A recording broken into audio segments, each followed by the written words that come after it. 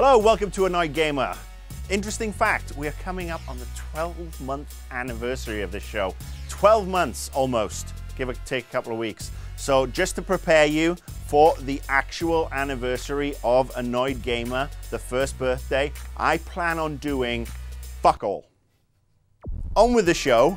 I had a whole show written and I was going to sort of like give advice to first and third parties for, you know, after E3 and just go through some bits and bobs that irked me and where people need to go.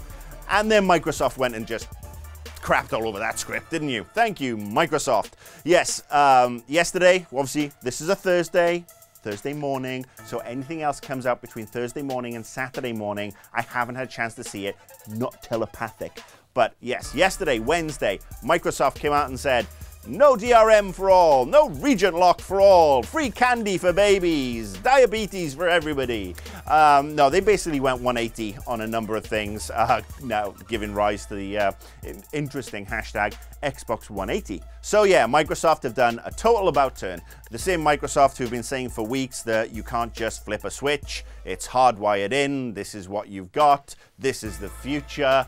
And, you know, they listened. They listened to people like you. They listened to people like Jim Sterling, Angry Joe.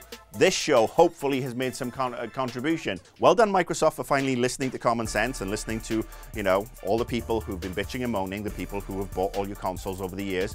And, you know, congratulations for looking at Sony and going, a derp, they kicked our asses. What do we need to do?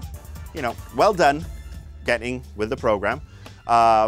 Bit kind of stingy of you to take away the friends and family thing, although I don't have 10 friends. I don't have any friends, actually. I have Kyle, but I have to pay him. But anyway, yes, you took that away, a little bit too much. Bring it back, because people will want that, and that's a good way. That's a good example to ease the passage into the digital future.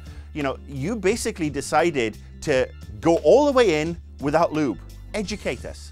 Show us the benefits. Don't rely on the internet to communicate stuff for you. In fact, tell all your executives to shut up until you've got a decent PR team in place who can actually turn around and say, all right, guys, this is what we're projecting with regards to the negative feedback when we do this, this, and this. Because the biggest fail has been the PR messaging. And the problem is there are too many people at Microsoft and too many people at their agencies around the world who drink the Kool-Aid and will not turn around and question when somebody says something.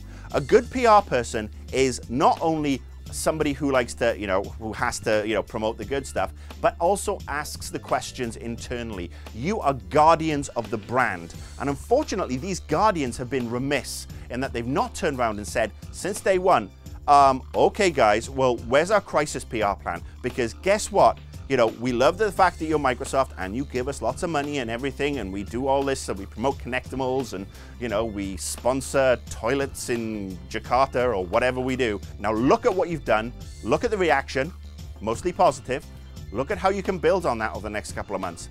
Look at getting some PR people in who are not drinking the Kool-Aid. Now let's have a little segment I like to call Beer Bites Back.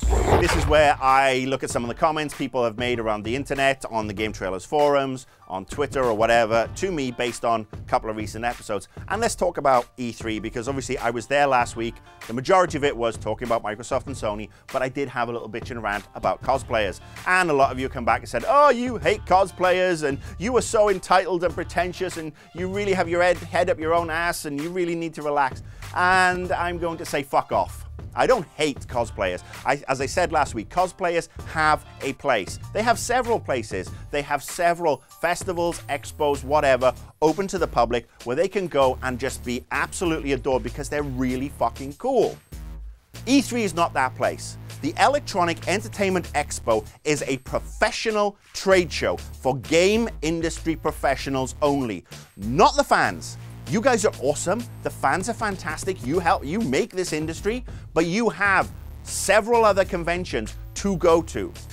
This is the one where the press, predominantly the US press, will have a sit down, play of a game, discussion with people, interviews, that sort of stuff. With regards to some of the other things that came up out of E3, it's a knock-on effect with people coming in, people giving tickets to the fans to come into E3. Sony, Microsoft, Nintendo, I'm looking at you fuckers here, do not do it. Because when you have the fans coming in, they do create the lines, which means we only have X amount of time. We have 2.5 days. 2.5 days to get through every single booth. And I know with GameTrailers, it's a little bit easier because they have a staff of 20, 30 people, you know, Ditto, GameSpot, everybody else. They have these teams and they can divide stuff up. Unfortunately, not everybody is as big as GameTrailers, and I'm not official GameTrailers. I'm Annoyed Gamer, I am Marcus Beer, I am one person. And when I block out a couple of hours free, you know, where I have to go, I can go and look for some cool stuff, and I have to line up because I couldn't get an appointment or whatever, and I am stuck in a row of people and the demo is 15 minutes long and it's a 60-minute wait. I'm just gonna back away. I'm just gonna say, sorry, I've gotta go see something else. And yeah, I may come off as fucking entitled, but I work in this industry. I'm a professional, which is the only time you'll ever hear me say professional, but I am in this industry. This is what I do. This is what I need to do.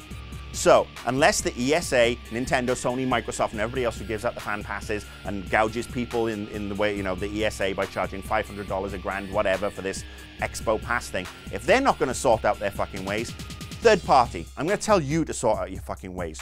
It's called closed booths. Enclosed totally. You go up, you have an appointment, you see the game, you get a playthrough, you get an interview, out the door. No swag, fuck swag. We don't need swag at E3. Save the swag for Comic-Con. Save the swag for PAX. People will not bother coming to E3 if they're outside the industry or if they're a fan, if they can't get a shitty t-shirt, if they can't get a poster, if they can't get a plushie of Batman Arkham Asylum. Nobody wants to be there who isn't in the industry because they won't get to see jack shit. That's it. Problem solved. I do this so that I'm prepped for Annoyed Gamer or Invisible Walls or the NBC thing or whatever else I'm doing, whether it be for GT or for somebody else. I need to be able to do that, and so do all the other sites, especially some of the smaller ones, who are in the industry, who are doing their stuff, who turn up professionally attired and make appointments. They need to see the games too. So fans, stay away, eh? PAX, 2 PAXes, Gamescom, Comic-Con, WonderCon, ToiletCon, Con Air. The fucking list goes on. All right, that's the show for this week. I am sure I have a shitstorm of entitled white male privilege abuse coming my way, and I really don't give a shit, to be honest with you. One thing I do give a shit about is the GT combo that went up last Monday. Cal Bosman and myself, we sat down at E3 and we had a little conversation, and some of you were a little upset that I was kind of mean to Weirdo Kyle. He's a nice boy. He's only 12. And I'm a mean old man, so I like took the piss a little, which I do with people I consider my friends and my peers and I know pretty well. But I understand that you guys want some closure, so Kyle, come here. Kyle's also my producer, by the way, so Kyle, I'm very sorry. Follow me on Twitter. I'll be back next week. You've been working out.